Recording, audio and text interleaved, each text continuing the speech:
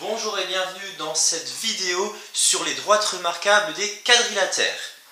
Tout d'abord, commençons avec un quadrilatère en exemple pour expliquer ce que sont les différentes droites remarquables de nos quadrilatères.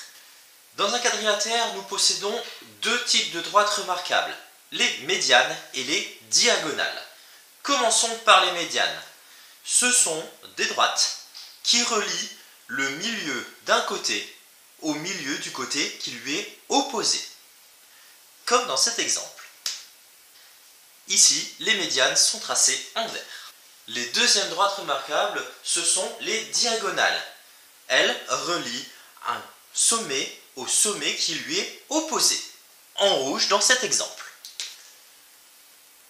Les droites remarquables des quadrilatères ont des propriétés.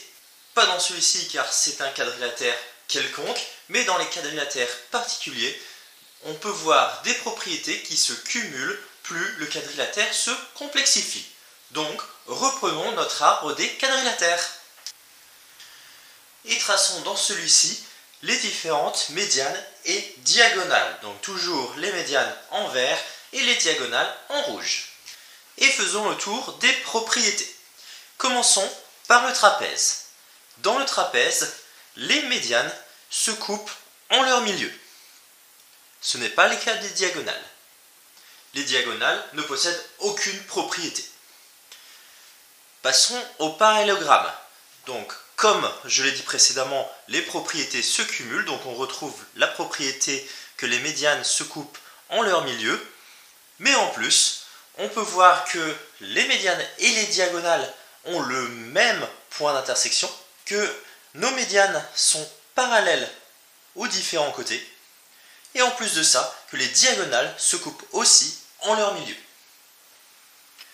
Le rectangle possède donc toutes les propriétés du parallélogramme, mais en plus de ça, les médianes sont perpendiculaires et les diagonales sont isométriques. Le losange possède lui aussi toutes les propriétés du parallélogramme, mais en plus, lui, ce sont ses diagonales qui sont perpendiculaires et ses médianes qui sont isométriques. Le carré fait un cumul de tout ça. Donc toutes nos propriétés que l'on a vues précédentes.